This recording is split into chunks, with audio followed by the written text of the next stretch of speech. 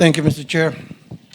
Mr. Chair, it took all my energy to not to gate crush the live selling that happened here last June 4. The way it happened, the way it was handled, the statements being made. Gusto ko lang talagang pumunta dito, hindi naman po ako invited doon sa conference nila na yon. I waited for today's hearing to confront the resourceful persons they presented. Let me call on them 18 kargador. Kasi nga po, nagkakarga sila ng mga mali-maletang pera, sabi nga nila. Yun po talagang trabaho nila, taga-bitbit, taga-karga ng maleta. Una, sino ba itong 18 kargador ng mga maleta? Saan ba sila galing? We cannot simply bring in people sa Blue Ribbon Committee na nag-aakusa na mabibigat na paratang nang hindi man lang nalalaman kung karapat-dapat ba sila paniwalaan. Kasi simula pa lamang po na tinawag silang 18 Marines, may paglilinlang na agad. Yung bansag na 18 Marines sa isang paraan upang pabanguhin sila sa publiko. Matik po kasi yan. Pag sinabing Marines, iba po ang respeto ng mga tao. Pero hindi naman po silang lahat ay dating Marines.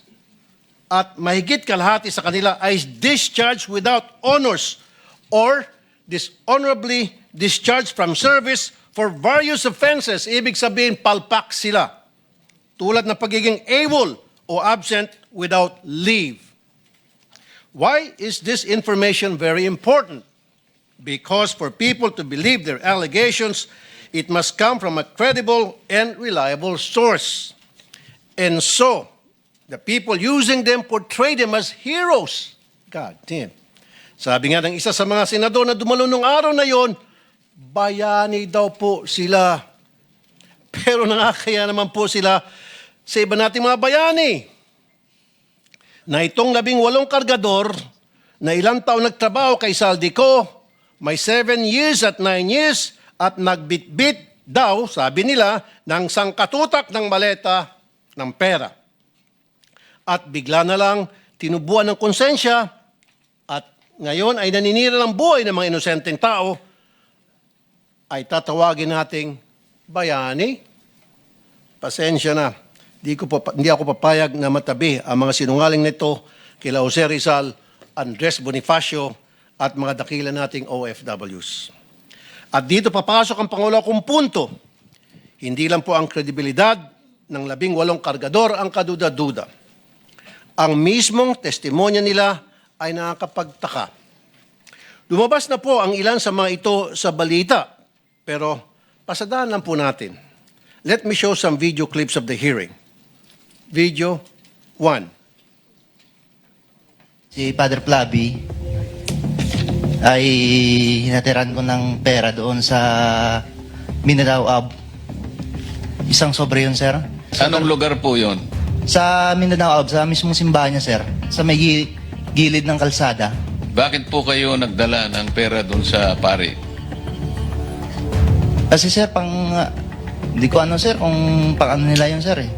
Basta nagdala na kami ng pera, sir. Tapos doon sa 33 Maleta din ba? Dinala mo? Isang sobre, sir. Tapos doon, sir, sa 33 Clemente. Baka naman sulat lang pinadala Hindi, sir. sobre. Pera, sir. Kita ko mismo, sir, eh. Tapos sa 33 Clemente, sir, isang maleta. Kanino? Kay Father Flavi, binuhat ko papunta sa sakyan niya. Tapos yung suot niya, sir, itim na pangpare. Sagot naman ni Diocese of Cubao Bishop Elias Ayuban Jr., there is no church entrusted to the Society of the Divine Word on Mindanao Avenue or anywhere in its vicinity. Pangalawa, iPhone time travel. 2024 pa lang, wala pang iPhone 16e noong 2024. Pumutok yung flood control po, 2024. Nakapagsalita na po dito si Master Sergeant Orly Gotisa. Ngayon, maraming nagliligaw sa amin. Ano po? Nililigawan po kami na hindi na po kami magsalita. Yung lahat ng cellphone po namin, ibibigay po sa kanila. Sa anong dahilan? Papalitan po ng mga bago po, iPhone po. Ano bang klase yung mga cellphone nyo? Nokia? iPhone 16. So papalitan nila ng mas maganda. Yes, Your Honor. Alam ninyo yung dahilan kung ba't nila gagawin yon? Kasi nandun yung mga picture namin, Your Anong klase ng cellphone para ma-record? iPhone 16e, 128 GB. Nang i-check ng News 5 sa mismong website ng Apple, lumalabas na February 21, 2025 ang pre-order na naturang model na sinasabi ng Bagman sa hearing. Pangatlo, pinili na impormasyon. Ano ang nangyari sa pagpapalabas ng katotohanan? Kung pinipili lang nila kung sino ang ilalabas. Malinaw ang detalye nila sa una nilang affidavit tungkol sa mga maletang dinala sa ilan naming kasamaan dito na may address pa. Pero bakit parang mirakulo na naglaho ang naratibo tungkol dito? Sa original affidavit nung mga dating sundalo, nandun din si Senator Loren daw at saka yung magkapatid na Villars. Ngayon ko lang nakita yung affidavit. I have not read, etc.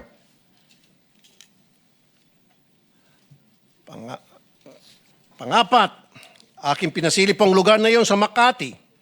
Video 4, money changing.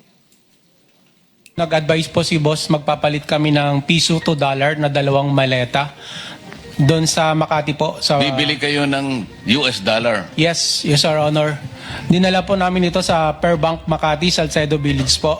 Dalawang maleta worth of 50 to 60 M po ang laman. Aking pong pinasilip ang lugar na yun sa Makati at walang record ng money changer sa Pearl Bank Building. Dapat po makumpirma ito.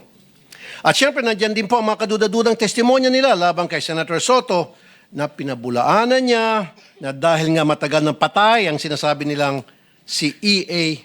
Mark or Executive Assistant Mark. At ang pangbawi nila ng aligasyon tungkol kay Representative Laila de Lima na noong mga panahon na yun ay hindi pa kongresista at nakakulong pa. At sabi ni Ombudsman Boying Remulla, ang isang litrato ay delivery na nangyari nung panahon ni Speaker Lord Velasco pa. And so I come to my third point because it seems that some of the information from these 18 porters or cargador are fed. They have a hard time telling their story on their own. Kung papanoorin mo ang live selling nila noong Webes, hirap silang ikwento ang kanilang naratibo. The presiding officers of that conference were coaching and leading the resourceful persons. Pag medyo nagkakamali, siyempre, inaayos ng mga presiding officers ang testimonya. Minsan si Attorney Baligod na, hindi naman involved sa pagbitbit ng maleta, ay siyang tumitistigo tungkol sa nangyari. Wala naman siyang personal knowledge. Ika-4 na punto, nais ko pong humingi ng dispensa sa ating mga Senate media.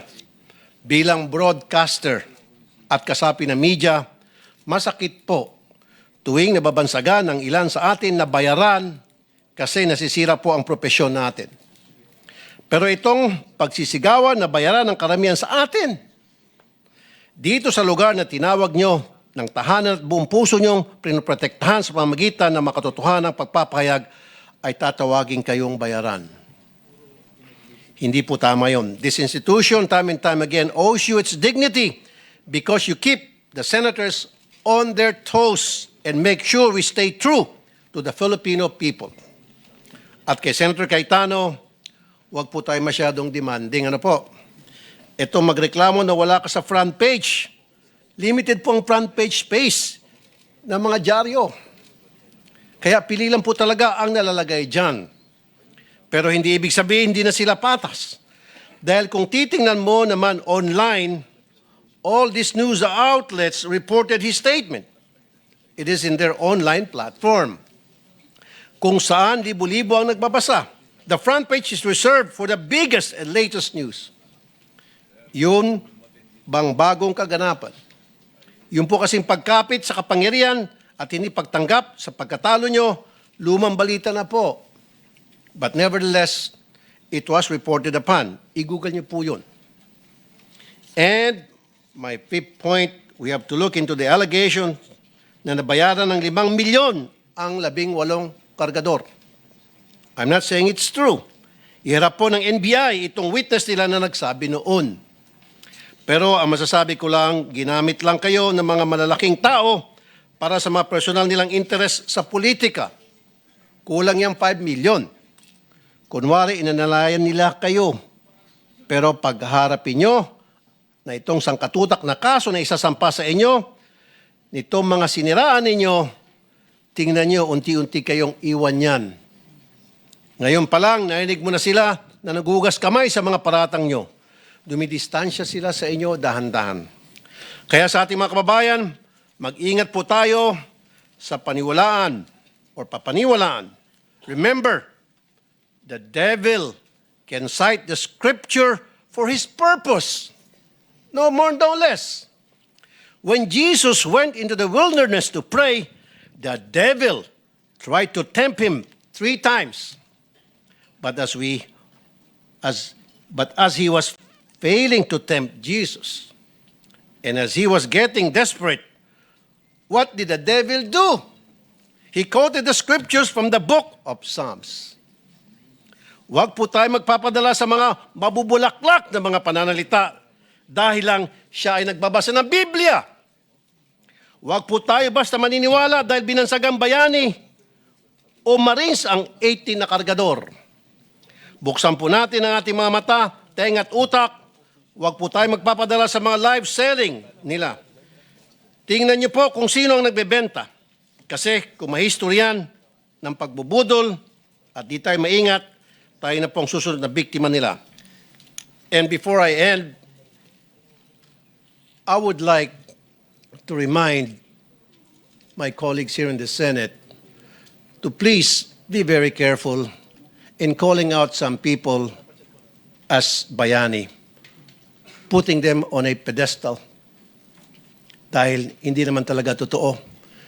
Because that will be a reflection of you. Tatawagin mo ang mga taong umami naman na nag-deliver ng mga kickback kung sino-sino Poncio Pilato.